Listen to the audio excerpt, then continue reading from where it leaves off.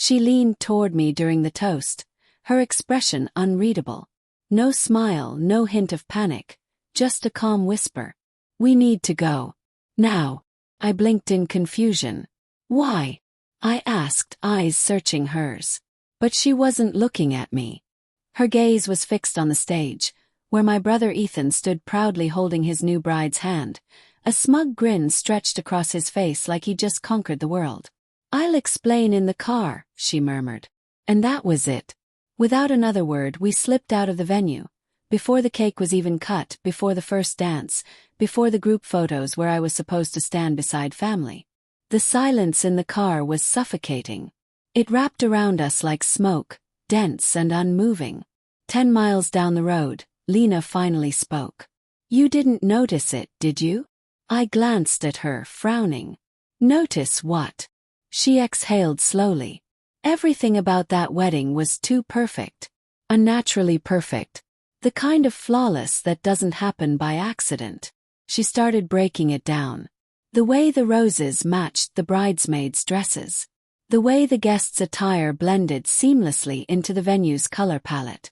The music, it wasn't just a playlist, it was a soundtrack lifted straight from our old family gatherings. "That wasn't a celebration," she said. "It was theater. Message. And you were the target." I stared ahead at the road, her words unraveling the performance I hadn't realized I'd just watched. "Ethan's always been the golden one," she continued. "Charming, strategic. He gets the applause while you do the heavy lifting." She wasn't wrong. When Dad died, I handled the will. When Mom's store went under, I paid off the debt. Ethan. He posted sentimental tributes online and soaked up the likes. He once called me the backup plan, as if my whole purpose was cleaning up his wreckage. And truthfully, I always had, until Lena. She'd seen through him the moment they met. "He looks at you like he's envious of your life," she had told me after our first dinner together with Ethan. I'd laughed at the time. He was my brother. I didn't want to believe she was right. But then came the cracks. The jokes he made around Lena, the ones that crossed boundaries. The $15,000 loan he forgot to pay back. The day he got engaged to Elise, someone I'd dated briefly in college. He knew. Still, he brought her to Christmas dinner, flaunting her like a trophy. She was smoking on the porch when I arrived. Kept quiet. Lena didn't. "That was his opening move," she said. The wedding invitation came in a velvet-lined box. Our names were spelled slightly wrong. Intentional, I was sure. Inside, a detailed dress code, a seating chart, even a script for the ceremony. It didn't feel like an invite. Felt like stage directions. Ethan was directing a show, and he was the star. Lena had spotted the signs. The bridesmaids. Each one looked like her. Same hairstyle. Similar build. Even the exact earrings she wore the night I proposed. And Elise's dress.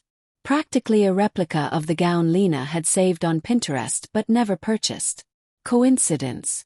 Well, it was all curated. All part of the act. Back in the car, Lena leaned against the headrest, eyes on the road. "That wedding wasn't about Ethan and Elise," she said. "It was about erasing you." My grip on the steering wheel tightened. Then I remembered the vows. Ethan's words echoed in my head. "I found someone who accepts me for who I am, not someone always trying to fix or outshine me." Hit me like a punch. He was talking about me, on his wedding day to my ex in front of our entire family. That night I didn't sleep. I didn't speak. But something shifted inside me. "You want to turn life into a game, Ethan? Then let's play." Revenge doesn't come loud. Arrives measured. Cold. Precise. Step 1, money. Ethan and Elise had just launched an event planning company, one I'd partially funded through a shell corporation.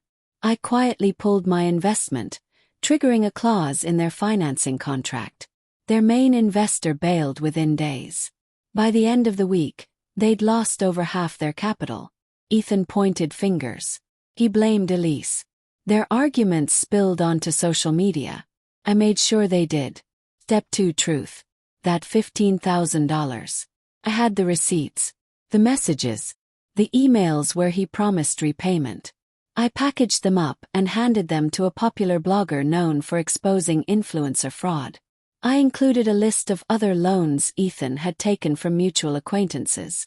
The article dropped on a Monday. Golden Boy of Archon exposed. It lit up our family group chat like fireworks. Step 3, Elise. She didn't know Ethan had slept with her sister, just weeks before their wedding. I found out while helping him recover data from an old phone. He trusted me. Mistake. Found the proof. Sent it to Elise. No name, no message. Just the truth. She left him that night. 2 months passed. Then he showed up at my door. Wreck. You did this, he growled. You destroyed everything. I met his eyes, unblinking. You made it public. I just wrote the ending. He stepped forward, fists clenched. But Lena stood between us. Calm, steady, ice in her tone. Think twice, she said. You're not the victim here. He froze. His rage collapsed into silence. And then he left, shattered. That was a year ago. His company, Elise, happily moved on. Ethan vanished to another state, off-grid and out of contact. Lena and I, we go hiking on weekends. Talk more. Laugh more.